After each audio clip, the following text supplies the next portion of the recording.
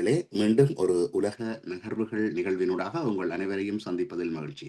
இங்கு நான் ஆஸ்திரேலியாவிலிருந்து அருள், என்னுடன் இங்கிலாந்திலிருந்து இராணுவ புலனாய்வு மற்றும் அரசியல் பொருளாதார ஆய்வாளர் கலாநிதி அருஸ் பங்கு பெற்றுகின்றார். வணக்கம் அருஸ். வணக்கம் அருள். இலக்கு நேர்களுக்கு அன்பு கலந்த வணக்கம். ஆம், மத்திய கிழக்கு நிலைமைகள் ஒவ்வொரு நாளும் புதிய புதிய செய்திகள் வந்து கொண்டிருக்கின்றன. கிட்டத்தட்ட ஈரான் ஒரு ருத்திர தாண்டவம் ஆடி இருப்பது போலத்தான் தெரிகிறது. என்னதான் அமெரிக்காவின் தாக்குதல்கள் அவர்களுடைய இராணுவ மையங்களை தாக்கின, அழித்தன, அல்லது தாக்குதல் பலத்தை குறைத்தன என்று கூறினாலும் அவர்கள் ஒரே நேரத்திலே பல நாடுகளுக்கும் தொடர்ந்து தாக்குதல் நடத்தியிருக்கிறார்கள். குறிப்பாக 2 புதிய போர் முனைகளும் திறக்கப்பட்டிருக்கின்றன. அதாவது போர் முனைகள் என்பதை விட தாக்குதல் முனைகள் என்று சொல்லலாம். அதாவது யுனைடெட் அரபு எமிரேட்ஸ் துபாயிலும் மற்றது அபுதாபியிலும் தாக்குதல் நடந்திருக்கிறது. அதே வேளையிலே சவுதி அரேபியாவின் மீதும் தாக்குதல் நடந்திருக்கிறது. இதை பற்றி கூறுங்கள். அதே வேளையிலே அமெரிக்காவும் 13 நாட்களாக தொடர்ந்து நடத்திய தாக்குதலை ஒரு நாள் நிறுத்தி இருந்தது. ஆனால் திரும்பவும் தாக்க தொடங்கி இருப்பதாக தகவல்கள் வருகின்றன. இப்பொழுது இந்த மத்திய கிழக்கு சூழ்நிலையை பற்றி விரிவான தகவல்களுடன் மக்களுக்கு தகவல்களை கொடுங்கள். இந்த நேற்று அமெரிக்கா ஒரு நாள் இரவு தாக்குதலை நிறுத்தி இருந்தது, வெள்ளிக்கிழமை. அதற்கு அவர்களுக்கு சொன்ன காரணம் என்னென்று சொன்னால், அமெரிக்க அதிபர் தனது படையினருக்கு தாக்குதலை நிறுத்தும்படி உத்தரவிட்டதாகவும், அமெரிக்காவில் அவர்களின் அதிகாரிகளுக்கு ஒரு டின்னர், இரவு போசன விருந்து இடம்பெற்றிருந்தது. அதற்காகத்தான் அது நிறுத்தி வைக்கப்பட்டதா என்ற கேள்வி எழுந்திருந்தது. ஆனால் அதே சமயம் ஈரான் தனது தாக்குதல்களை நிறுத்தவில்லை. ஈரான் பஹ்ரைன், குவைத், மற்றது ஜோர்டான் போன்ற நாடுகளை நேற்று இரவு தாக்கியிருந்தது. ஜோர்டானின் கிங் ஃபைசல் வான்படை தளத்தில் இருந்த அமெரிக்கா இராணுவத்தின் ஸ்பெஷல் போர்சஸ் என்று சொல்கின்ற சிறப்பு படை அணியின் அவர்களின் ஆயுத களஞ்சியமும் தாக்கி அளிக்கப்பட்டதாக கூறப்படுகிறது.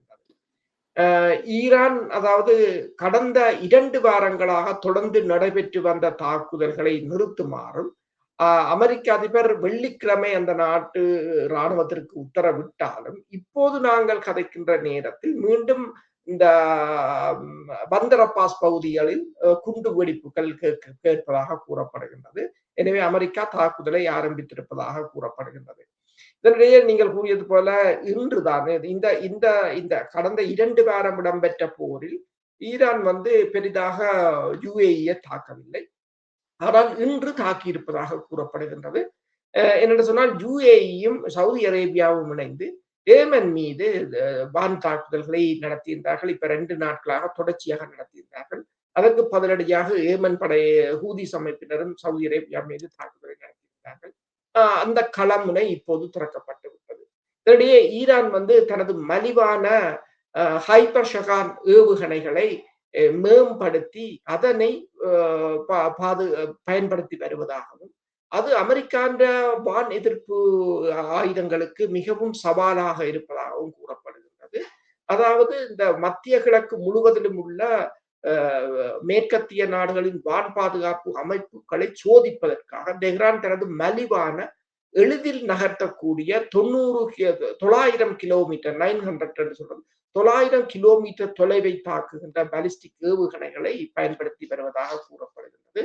இதே சமயம் இப்போது என்னென்று சொன்னால் 15 நாட்களுடன் அமெரிக்கா கலைத்து விட்டது போல வருகிறது.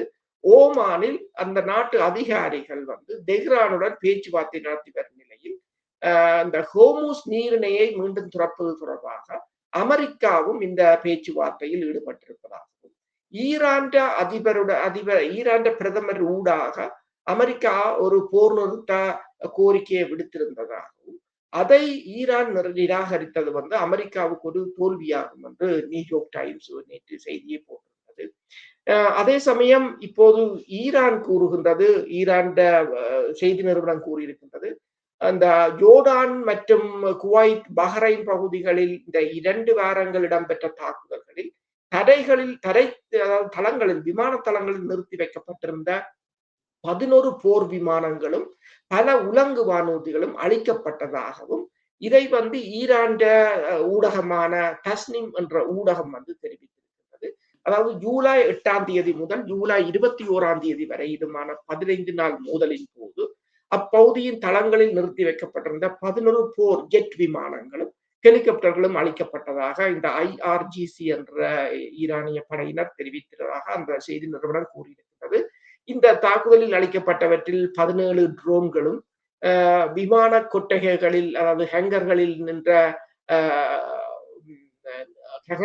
விமான கொட்டகைகளில் நின்ற ஒரு F-15 ரக போர் விமானமும், ஒரு P-8 ரக மின்னணு கண்காணிப்பு விமானமும், ஒரு C-17 குளோப் மாஸ்டர் சரக்கு விமானமும், 8 எரிபொருள் நிரப்பும் டேங்கர் விமானங்களும் இதில் சேதமடைந்திருப்பதாக கூறப்படுகின்றது. ஆனால் இந்த தகவல்களை அமெரிக்காவின் மத்திய கட்டளை மையமோ வேறு யாரும் அதை உறுதிப்படுத்தவில்லை. எனினும் நியூயார்க் டைம்ஸ் போட்டிருந்தது CH-60 ரக இந்த பிளாக் ஹாக் ஹெலிகாப்டர்கள், உலங்கு வானூர்திகள் பல ஜோர்டானில் சேதமடைந்திருப்பதை அதை ஒப்புக்கொண்டிருந்தது நியூயார்க் டைம்ஸ். இப்ப இந்த ஈரான் இதை சொல்லிவிட்டாலும் அமெரிக்கா அதை மறுத்தாலும் இந்த புகைப்படங்கள் வந்த பிற்பாடு என்றால் உறுதிப்படுத்தப்படுவதுண்டு. இது அமெரிக்கா இந்த தகவல்கள் முதலில் அமெரிக்கா மறக்கும், ஆனால் பிறகு அது உண்மையாகத்தான் வந்து முடிவதுண்டு. இதே சமயம் இந்த விமான கொட்டகைகள் சேதமடைந்த செய்மதி படங்களை இப்ப ஒவ்வொரு நாளும் அது வெளியில் வந்து கொண்டே இருக்கின்றது. பல சமூக வலைத்தளங்கள், ட்விட்டர், எக்ஸ் தளம் தான் கூடுதலாக அதனை போட்டுக் கொண்டிருக்கின்றது.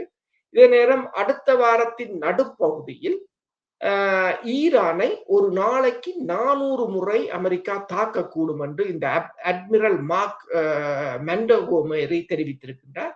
மார்ச் முதல் ஐரோப்பாவில் இருந்து மிக பெருமளவான C-17 குளோப் மாஸ்டர் ரக விமானங்கள், C-5 கேலக்சி ரக பாரிய போக்குவரத்து விமானங்கள் மற்றும் மின்னணு போர் விமானங்கள், இவற்றுக்கு மேலாக குண்டு வீச்சு விமானங்கள் B-1 முதல் B-1 மற்றும் F-15, F-16 போன்ற விமானங்களை அமெரிக்கா நகர்த்தி வருவதாகவும், இந்த பிகாகஸ் மலை தான் அந்த இலக்கின் பட்டியலில் முதலாவதாக இருப்பதாகவும், ஆனால் இந்த B-1 விமானங்களால் இறக்கப்படும் பெரிய ஆயுதங்கள் வந்து இந்த மலைகளின் நுழைவாயில்களை அல்லது அதற்கு வெளிப்புறங்களை உடைக்கலாமே தவிர ஆழமாக சென்று அங்கு பதுக்கி வைக்கப்பட்டிருக்கின்ற ஏவுகணைகளையோ அல்லது உள்ளுக்கு இருக்கிற கட்டமைப்புகளையோ அழிக்க முடியாது என்று கூறியிருக்கிறார்.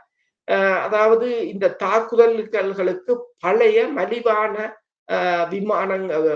ஆயுதங்களை பயன்படுத்தத்தான் இப்போது அமெரிக்கா முற்பட்டு நிற்கின்றது. எனினும் ஈரான் தாக்குதல்களை தடுப்பதற்கு அமெரிக்காவுக்கு கிட்டத்தட்ட 4 தொடக்கம் 10 மில்லியன் வரையிலான ஏவுகணைகள் செலவாகும் என்றும் அவர் தெரிவித்திருக்கின்றார். இதனிடையே நீங்கள் பார்த்தீங்கன்னு சொன்னால் இப்போ தற்போது இடம்பெறுகின்ற தாக்குதல்களில் ஜோர்டானில் இருக்கின்ற அமெரிக்காவின் தாட் ஏவுகணையாக இருக்கலாம், பேட்ரியாட் தொகுதிகளாக இருக்கலாம், எல்லாம் தொடர்ச்சியாக அளிக்கப்பட்டு வருவது வந்து இந்த இஸ்ரேலின் பாதுகாப்புக்கு மிக மிக ஆபத்தாக மாறி இருப்பதாகத்தான் கூறப்படுகிறது. சரி, இவ்வளவு தூரம் 13 நாட்கள் தொடர்ச்சியான தாக்குதல்கள் நடந்திருந்தும் பாருங்கள், புதிதாக துபாய் மீது நடத்திய தாக்குதலில் எண்ணெய் கிடங்குகள் எரிவதாகவும் ஒரு கொண்டு வந்து அமெரிக்க தூதரத்துக்கு அருகிலே விழுந்ததாக தற்பொழுது இங்கே ABC செய்தி வெளியிட்டிருக்கிறது.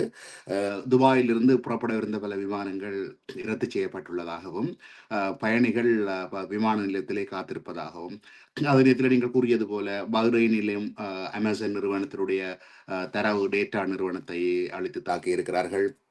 ஜோர்டானிலே உள்ள தாட் ரேடார் அமைப்பு தாக்கி 500 மில்லியன் பொறுமதி என்று சொல்லுகிறார்கள். குவைத்திலும் கூட அலி சலேம் என்ற இராணுவ இலக்கு தாக்கப்பட்டிருக்கிறது.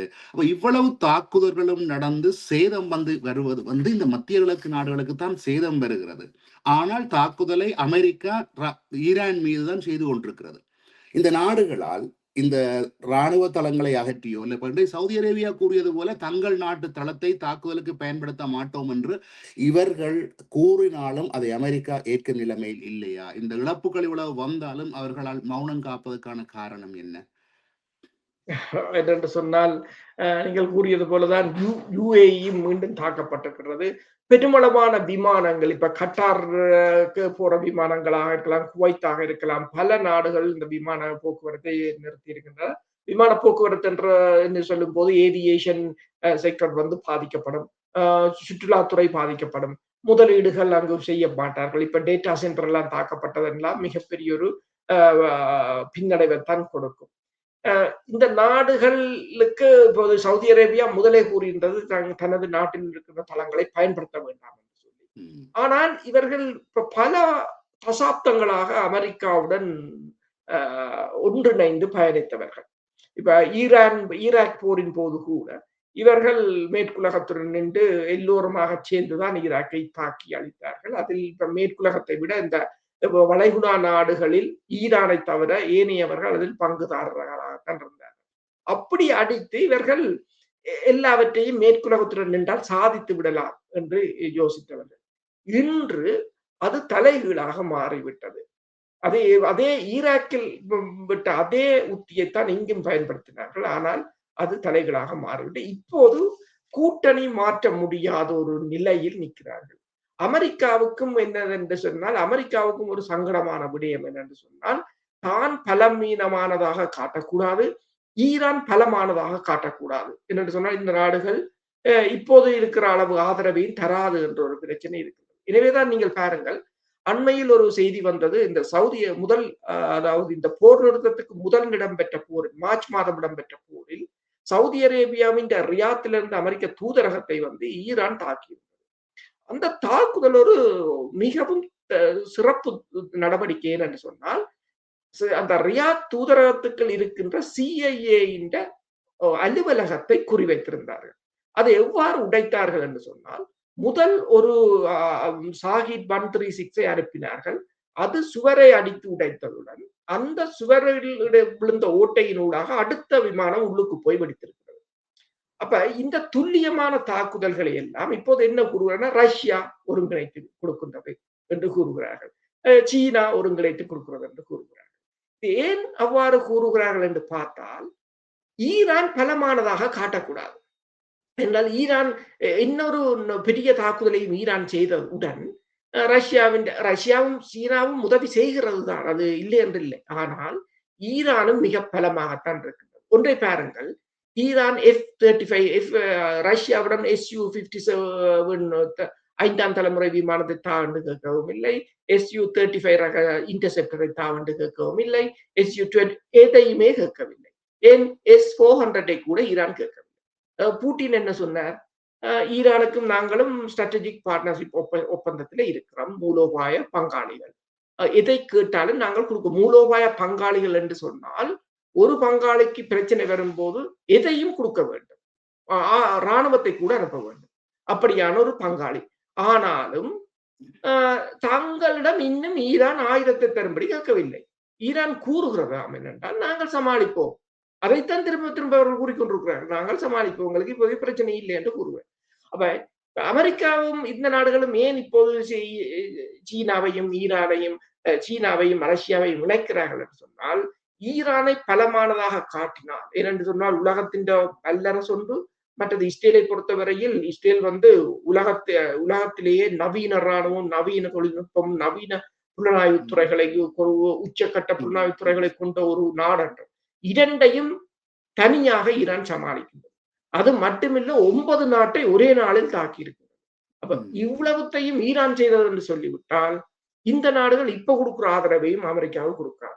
என்றால் எல்லாரும் பயந்துருவாங்க. மோரலா வந்து அவர்களுக்கு ஒரு மிகப்பெரிய ஒரு அச்சத்தை வந்தது. எனவேதான் ரஷ்யா உதவி செய்யறது, சீனா உதவி செய்யறது என்று அவர்கள் ஏதோ ஒன்றை கூறி இந்த நாடுகளில் கொஞ்சத்தை இன்னும் வைத்திருக்கிறார்கள், இன்னும் அவர்கள் நம்புகிறார்கள். இதைத்தான் நேற்று இந்த எக்கனாமிக்ஸ் ஊடகம் போட்டிருந்தது.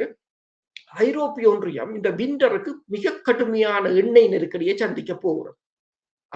அங்க கிடைக்கிற ஒவ்வொரு சந்தர்ப்பத்திலும் வெளிவருகின்ற கப்பல்களை ஆசிய நாடுகள் உள்வாங்கிக் கொள்கின்றன. ஆசிய நாடுகள் எல்லாம் உடனடிய எதுவும் ஒரு சந்தர்ப்பம் கிடைச்சோன்னா கப்பல்களை எடுத்தெடுத்து சீனாவோ என்னவோ தங்களே நிரப்பிக் கொண்டிருக்கிறாங்க.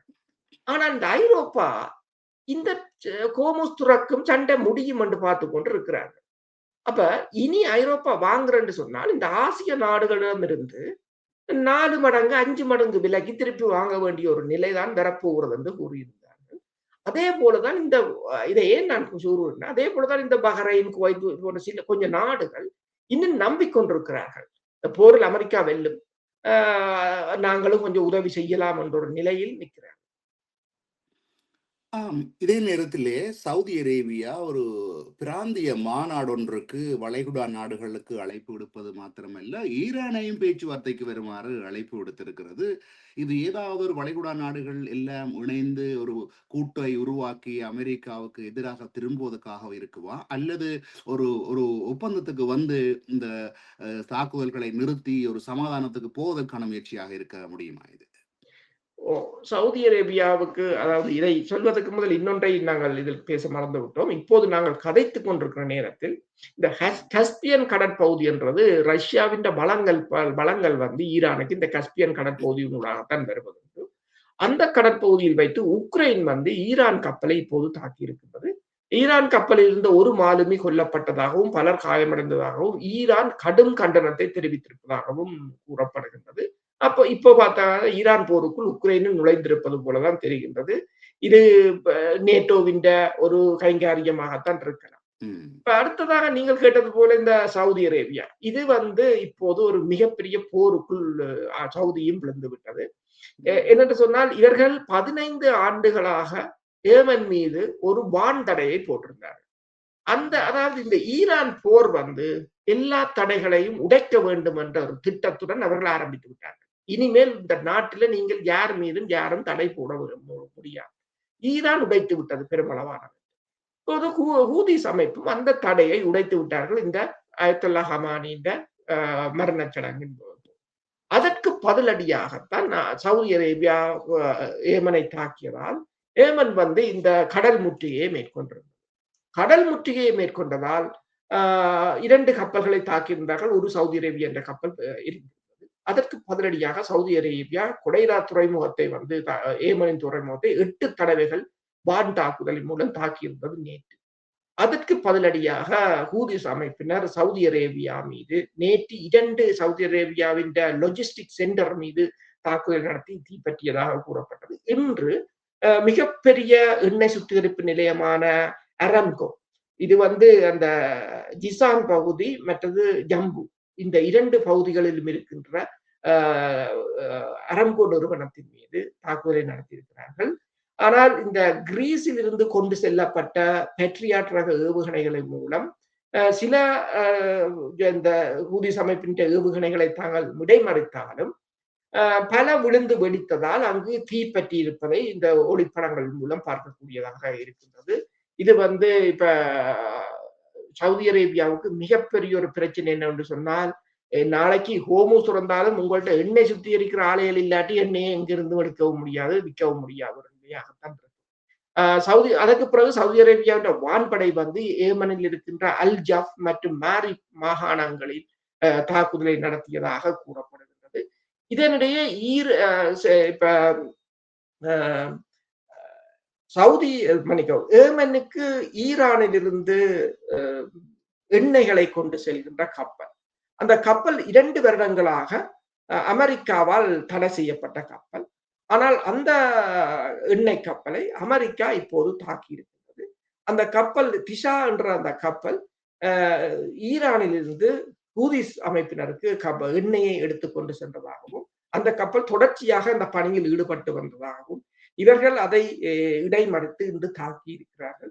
அதில் 24 இந்திய மாலுமிகள் இருந்ததாகவும், அவர்கள் அனைவரையும் ஈரான் கடற்படை காப்பாற்றி இருப்பதாகவும் கூறியிருக்கிறார்கள்.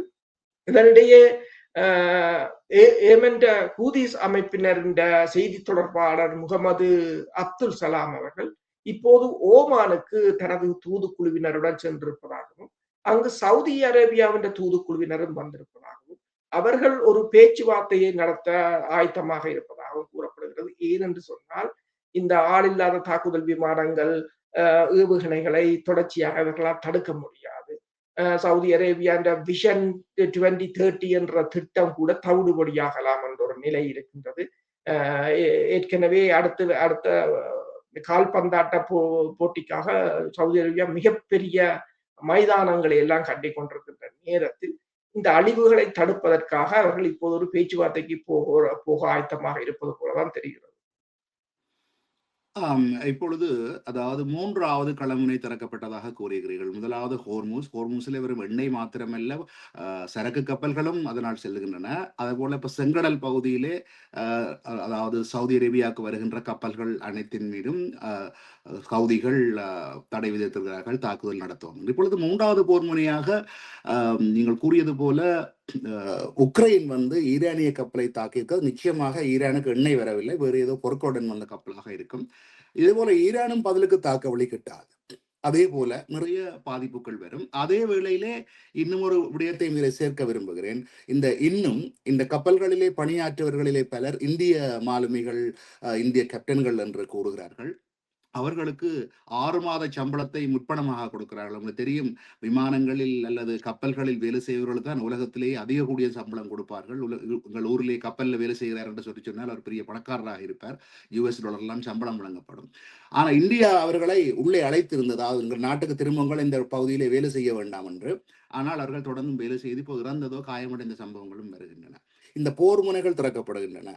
அதே நேரத்தில் இந்த இந்திய மாலுமிகள் நாட்டுக்கு வராமல் தொடர்ந்து பணியாற்றுகிறார்கள். தற்செயல இறந்தாலும் பெருந்தொகை கோடிக்கணக்கில் தான் இந்திய பணத்தில் பணம் கொடுப்பார்கள். இது எல்லாம் என்னத்தை குறிப்பிட்டு காட்டுகிறது?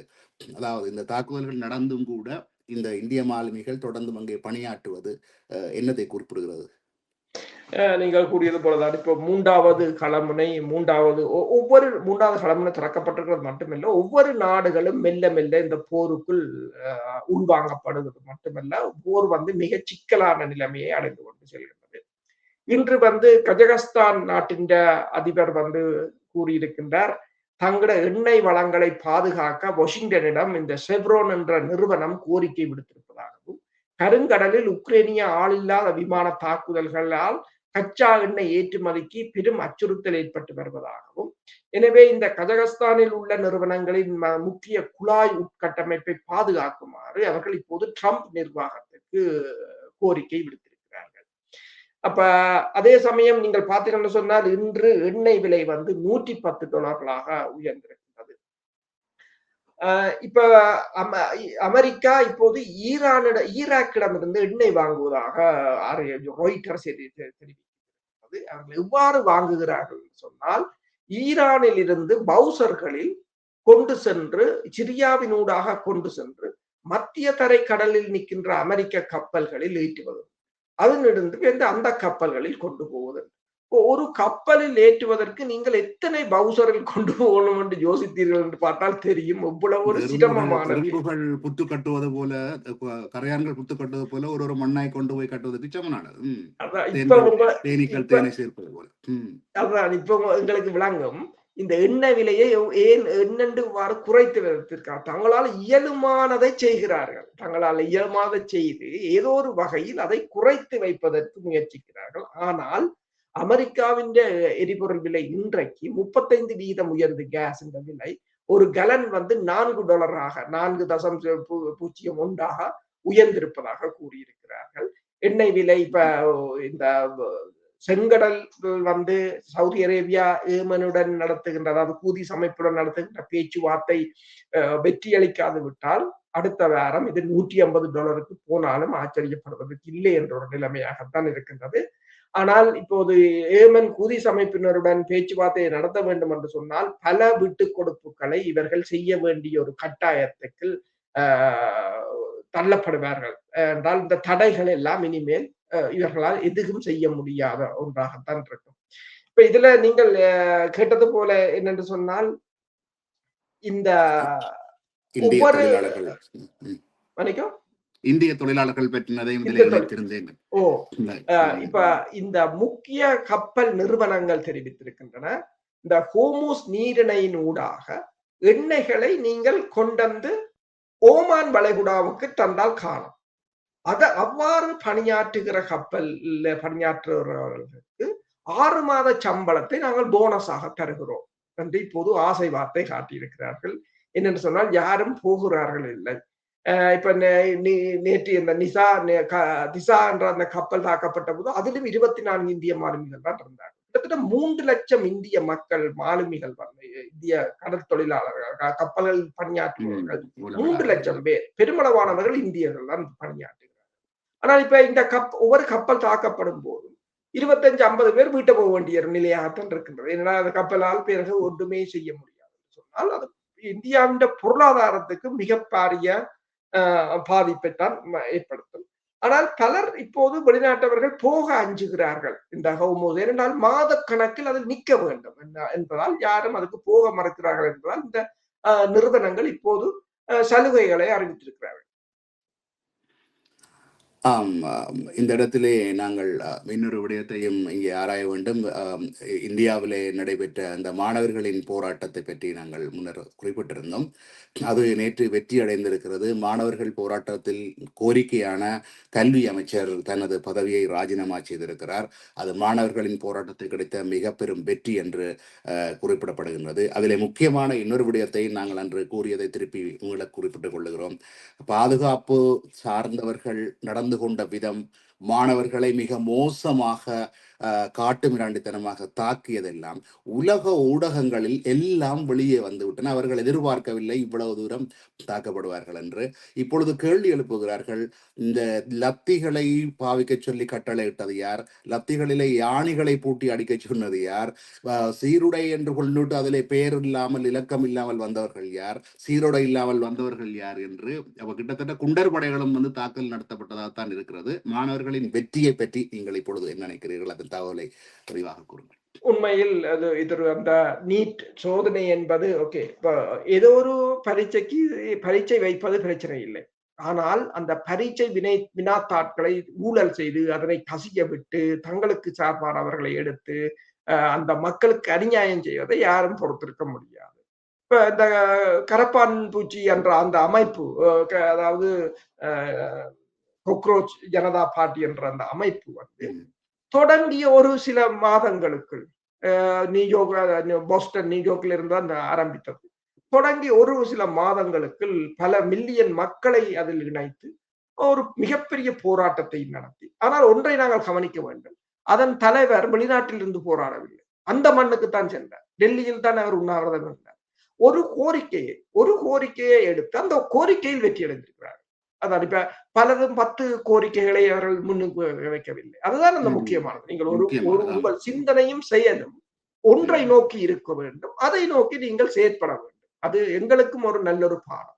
அப்ப ஒரு கோரிக்கையை வைத்து அதில் வெற்றியும் கண்டிருக்கிறார்கள். இந்திய அரசு இறுதியில் பணிந்திருக்கின்றது. இந்தியாவுக்கு அதிக அந்த மேற்குலக நாடுகளில் அதிக ஆதரவை வழங்குவது இத்தாலியின் மெலோனி தான் அதிக ஆதரவை இந்தியாவுடன் நல்ல நட்புறவில் இருப்பது. அவரின் டெலிகிராம் சேனலில் பல ஆயிரம் மக்கள் மோடியை பதவி விலக சொல்லுங்கள் என்று வேண்டுகோள் விடுத்திருக்கிறார்கள் என்று அந்த டெலிகிராம் பக்கத்தையே போட்டிருக்கிறார். நிறைய பேர் அப்படி வடிவாக ஆர்கனைஸ் பண்ணி செய்கிறார். அந்த வெளிநாட்டில் உள்ள அதிகாரிகளை இல்லை, அதாவது இப்ப இலங்கையில இருக்கிற நாடாளுமன்ற உறுப்பினர்கள் செய்யற மாதிரி பாராளுமன்றத்துல பேசி போட்டு போய் அவர்கள் சும்மா இருக்கவில்லை. இந்த உலக நாடுகளுக்கு கொண்டு போயிருக்கிறார்கள். அவ்வளவு இப்ப நீங்கள் சொன்னது போல அந்த நேற்று முந்தினால் நீங்கள் கூறியது போல அந்த லத்தியால் ஒரு பெண் பிள்ளை எல்லோரையும் பாதுகாத்து நிற்கிறார், அவர்கள் பின்னால் அடிக்கிறார். அதெல்லாம் படங்களாக எடுத்து அந்த சமூக வலைத்தளங்களை திறம்பட பயன்படுத்தி இருக்கிறார்கள் இந்த போராட்டத்தில். அதில் வெற்றியும் கண்டிருக்கிறார்கள். அந்த வெற்றி கொண்டாட்டத்தை இன்று அவர்கள் அந்த வெற்றியை கொண்டாடுவதை பார்க்கக்கூடியதாக இருக்கின்றது. ஆனால் உங்களுக்கு தெரியும், பங்களாதேஷில் இடம்பெற்ற போராட்டத்தின் போது ஹசீனா அரசும் இவ்வாறு தான் செய்தது. என்னடா ஹசீனா அரசு இந்திய அரசும் ஹசீனா அரசும் ஒன்றுதான். இந்தியா தான் அவரை வைத்திருந்தது 15 ஆண்டுகளாக. அவரும் இவ்வாறுதான் லத்தியால் அடித்து சுட்டு கிட்டத்தட்ட 19-20 பேர் இறந்திருந்தார்கள். அந்த இறப்புக்கு நீதி கோரி மேற்கொள்ளப்பட்ட வழக்கால் தான் இப்போது அவருக்கு மரண தண்டனை அங்கு விதிக்கப்பட்டிருக்கின்றதாக கூறப்பட அவர் இப்போது இந்தியாவில் தான் இருக்கின்றார். இப்ப அவருக்கு ஆதரவான அரசு தலைவரும் இந்த வாரம் பதவி விலகி இருந்தார் பங்களாதேசத்தில். அதே போல இங்கு இப்ப இந்த அநியாயங்கள் இப்ப காவல்துறையினர் செய்த பல ஆதாரங்களுடன் போட்டிருக்கிறார். இதுக்கு அடுத்தது என்ன நடவடிக்கை எடுக்கப்பட போகிறதுன்றதுதான் அடுத்த பிரச்சனையாக இருக்கு. இந்த இடத்துல ஒரு கேள்வி என்னவென்றால், மக்களோ அல்லது மாணவர்களோ போராட தயாராக இருக்கிறார்கள், சரியான தலைமைகள் வருவதை பார்த்து கொண்டிருக்கிறார்கள் என்ற ஒரு செய்தி இங்கே வருகிறது அல்லவா? உண்மைதான், சரியான தலைவர்கள் இருக்க வேண்டும். தலைவர்களும் என்னென்று சொன்னால் எந்த ஒரு அச்சுறுத்தலுக்கும் அடிபணியாதவர்களாக இருக்க வேண்டும். நீங்கள் பாருங்கள் என்றால் அந்த மாணவர்கள் அப்படி ஒரு தலைமை இருக்கும் போது மாணவர்கள் அடியை தாங்க தயாராக இருக்கிறார்கள். அவர்கள் அதை காட்டி இருக்கிறார்கள். அது மட்டுமல்லாது காவல்துறையினர் ஏற்றிச் சென்ற மாணவர்களை கூட துணிச்சலாக அதை மறைத்து விடுதலை செய்திருக்கிறார்கள். நடு வீதியில் வைத்து நீங்கள் என்னவும் செய்ய முடியாது. அதாவது அரசாங்கம் தன்னை பாதுகாக்க சட்டத்தையும் ஒழுங்கையும் கையில் எடுக்கும் என்று சொன்னால் மாணவர்களும் மக்களும் தங்களை பாதுகாக்க அதை தாங்களும் கையில் எடுப்பார்கள் என்பதை இதில் காட்டியிருக்கிறார்கள். உண்மையில் நீங்கள் கூறியது போல ஒரு ஒரு சரியான தலைமைத்துவத்தை யார் முன்கொண்டு வந்தாலும் மக்கள் நிச்சயமாக அதுக்கு ஆதரவு கொடுக்க தயாராகத்தான் இருப்பார்கள். இப்ப எங்கள் தாயகத்தில் கூட ஒருவர்கள் தேசியம் இல்லை, தேசியம் இறந்து விட்டது அல்லது தேசியம் சிதைந்து போகிறது இல்லை. நீங்கள் மாவீர தினமாக இருக்கலாம், ஒவ்வொரு எழுச்சியின் போது நீங்கள் பார்க்கலாம் யாரும் செய்யாமலே மக்கள் ஒன்று கூடுகிறார்கள். மக்களிடம் அந்த எழுச்சி இருக்கின்றது. ஆனால் தகுதியற்ற தலைவர்கள் போகும்போது அவர்கள் அந்த ஆதரவை கொடுப்பதில்லை. ஏனென்று சொன்னால் அவர்களுக்கு ஏற்கனவே பாவிக்கும் ஒரு சொற்பிரயோகம் வேட்கை எண்ணம் குறையவில்லை. அதிலே குறிப்பாக யாழ்ப்பாண பல்கலைக்கழகத்தில் இருக்கிற மாணவர்கள் எந்த பிரச்சனை வருகின்ற பொழுதும் அவர்கள் குரல் கொடுத்திருக்கிறார்கள். கார்த்திகை விளக்கை கூட பெண்கள் விடுதியிலே ஏற்றி இவ்வளவோ இராணுவ கெடுபிடிகள் இருந்தும் செய்திருக்கிறார்கள். ஆகவே மக்கள் தயாராகத்தான் இருக்கிறார்கள், சரியான தலைமைகள் இல்லை. இத்துடன் இன்றைய நிகழ்வை நாங்கள் நிறைவு செய்து கொள்ளவிருக்கின்றோம். மீண்டும் ஒரு நிகழ்வில் உங்கள் அனைவரையும் சந்திக்கும் வரை உங்களிடமிருந்து விடைபெறுகின்றோம். அதேவேளை இந்த நிகழ்வு உங்களுக்கு பிடித்திருந்தால் இந்த இலக்கு வெப் 2 என்கின்ற இந்த யூடியூப் சேனலை நீங்கள் லைக் செய்து மற்றவர்களுக்கும் சப்ஸ்கிரைப் செய்து மற்றவர்களுக்கும் பகிர்ந்து கொள்ளுமாறு கேட்டுக்கொள்கிறோம். நன்றி, வணக்கம். அருள் கூறியது போலதான் இந்த சேனலை நீங்கள் சப்ஸ்கிரைப் பண்ணலாம், உங்கள் உறவினர்களோ நண்பர்களுக்கும் அனுப்பலாம். அதே நேரம் இதில் ஜாயின் பண்ற ஒரு வசதியும் இருக்கின்றது. நீங்கள் ஜாயின் பண்ணீங்கள் என்று சொன்னால் உங்களுக்கு இதன் சிறப்பு பதிவுகள் உங்களை வந்தடையும். நன்றி, வணக்கம்.